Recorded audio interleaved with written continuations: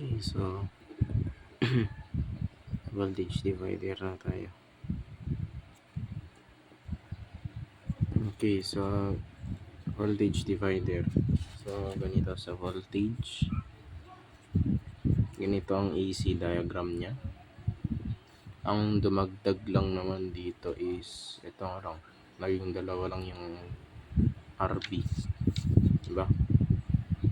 So as for sa ano naman sa formula niya, halos the same labas sila. Ang dumagdag lang is yung need mong isolve ang RTH at VB depending on the situation. Kasi dito sa CI, RTH is parallel to beta RE na siya. Kasi ito R1, R2, parallel beta RE. So sa ZO naman, RCR wala pa parallel o kaya approximately equal to RC if RO is greater than or equal to 10 RC. Dito naman sa AV, isa lang din, negative. Huwag mo kalimutan na negative. Negative RC, RO over RE. Tapos sa AI, dito sa AI, ito lang talaga ginagamit ko. Hindi na ako nagbabother dito sa mga to. Ito lang ginagamit ko. So, yun lang kabisaduhin mo. Okay, so mag-solve na tayo. So, solve natin yun. Number 4. Saan? Number 4. Isulat ka pa ba? Huwag na. Huwag ka na isulat. Ganyan na. Okay. So, sa number 4, as you can see, ang hinahanap doon niya is REZIZO tapos AVI. Ang given is RO na 50K at beta na 100. So, kompleto lahat, no? Kompleto. Dito ang RE. Ito ang R1, R2. Ito ang RB. Kompleto siya. No? So, first, hanapin natin ang RE. So, ngayon, paano natin hahanapin ng RE? Ano ulit ang formula ng RE? RE is equal to 26 millivolts. IE, di ba? Ganyan. And kaso, wala tayong IE. So, yun muna ang need natin i-solve. So, ang flow ng ano natin, pagsasolve natin, RE to find IE. Tapos, ano ang magagamit natin para makuha ang IE? IB. Diba? Paano natin i-solve ang IB sa voltage divider? Alala mo pa? So, para ma-solve ang IB, ang formula kasi ng IB sa voltage divider is mahaba-haba. Diba? Wait lang. Okay, so paano natin? Diba ko to ano? Diba ang formula kasi ng IB sa voltage? Mahaba-haba, IB is equal to VTH minus VBE. VBE ba? Oo. Over RTH plus beta plus 1 RE. Tama ba yan? Tama. Ito. So, yan ang formula kasi, no? So, yun, dapat kasi kapag ganito, need mo talaga i-analyze. Para, sinasabi ko rin to sa sarili ko. So, ikalma natin. IB. So, paano masasolve ang IB? Itong formula na to, di ba? So, ngayon, alin dito yung unknown? Meron kang VBE na 0.7.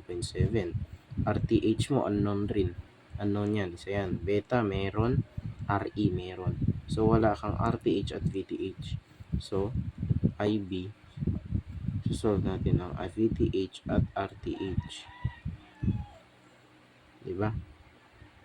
So, ano pa ba? Meron pa bang unknown for VTH at RTH? Tignan natin dito sa formula.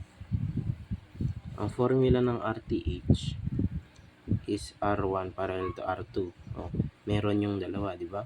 Eh sa VB naman, R2 VCC R1 plus R2. VB is the same siya sa VTH. Eh, wala namang unknown. So, pwede na natin silang solve. Okay, so start na tayo mag-solve.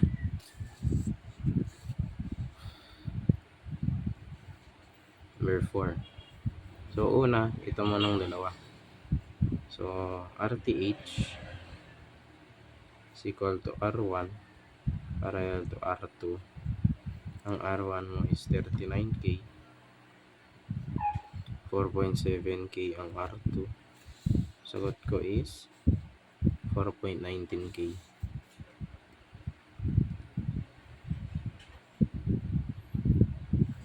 Ngayon, VTH is equal to VB or VTH is equal to R2 VCC R1 plus R2. R2 is 4.7K. Multiply mo siya sa 16 volts. 39K plus 4.7K is equal to 1.72 volts. Pag-i-calculate mo na lang Nagawa ko ng ganito para mabilis. Okay na tong dalawa. Ito na next, IB. Hindi ko dito sa taas. IB is equal to ano ulit yun? VTH minus VBE over RTH plus beta plus 1 RE. Ngayon, ang VTH natin is 1.72 minus 0.7 volts. Ang RTH natin is 4.19 plus beta plus 1.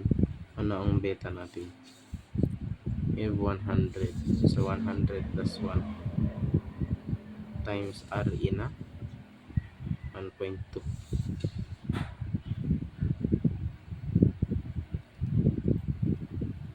So calculate mo yan.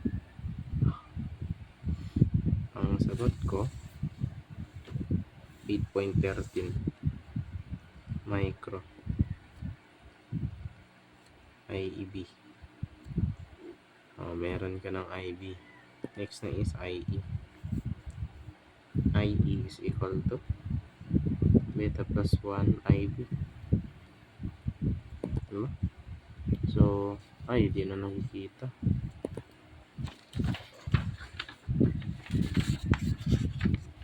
So, beta natin is beta plus 1 is 100 plus 1, diba?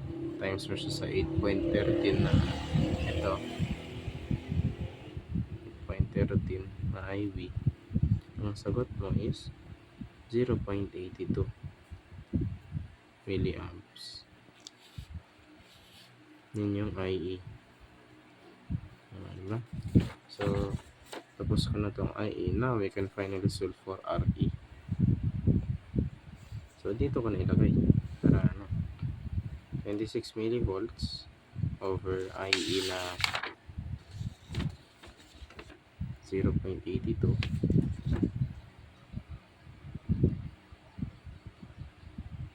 is equal to 31.71.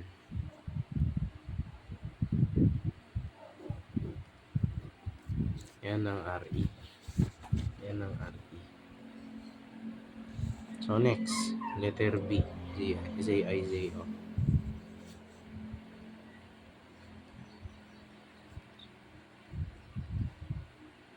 So sa ZI,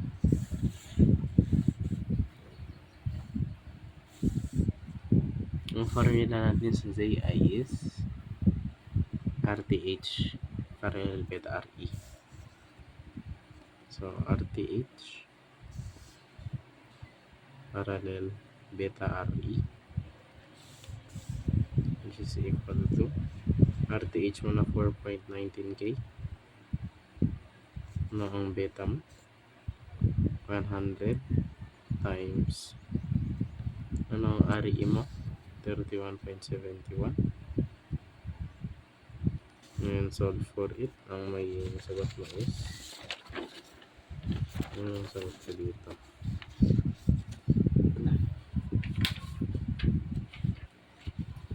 AI ko is 1.80 kilo. Ang ZAO ko naman, ang ginamit kong formula for ZAO is ito na lang.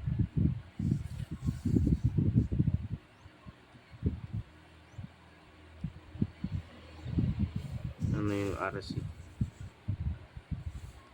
Ano yung RC dyan? 3.9. Ano yung RO? 50K. Ang sagot is 3.62. ZAO. Yun na. So next is AVAI. Isa natin sila.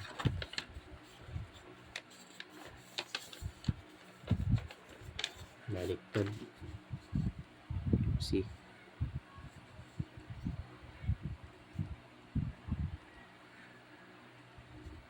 So ngayon, ang formula ko sa AV is ito, negative RC.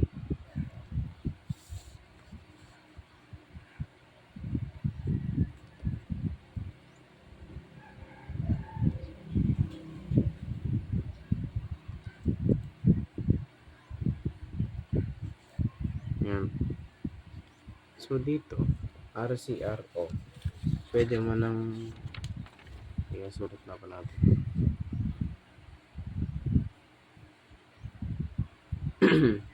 Ngayon, paano ko nalaman na ito kasi sa RCRO? Ito na yan eh. Di ba ZO na yan? So, pwede mo nang isulat agad na 3.62 na to. Kasi same lang, RCRO. So, ang RE mo is yung na-solve kanina na 31.71. Ang sagot dyan is negative. Nakalimutan ko rin ang negative. Ito ko na nilagay. Yun yung nakakalimutan ko palagi. Kaya sana di ko makalimutan. 114.16. Yun yung sagot ko. Ayan. So, AI. So, AI naman ang ginagamit ko is yung AV. Negative AV. ZIRC. Ayan, dito negative 114.16 multiply by ZI na anong ZI ko? 1.80. Anong RC ko? 3.9K.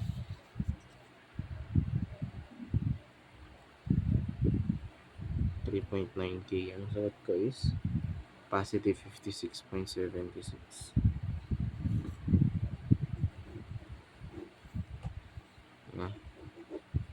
Okay. So, next.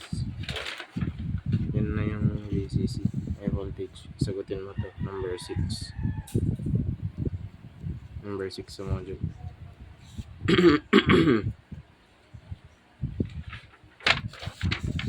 Ito. Yan. Kita mo? Kung di mo makita, hanapin mo lang sa module. So, ang hinahanap niya is RE. Ang hinahanap niya is RE, VBVC, JIAV. So, dito, para hanapin mo yung RE, gawin mo yung ginawa ko kanina na need mo hanapin ang VTH, RTH, IB, IE para makuha yung RE, di ba? VB, not VB is equal to VTH. Same lang sila. VC to. Tapos AV. Yan, kompleto rin. Ang RO mo is 50K rin. Tapos beta 180. Ito 2.2K. Yun lang.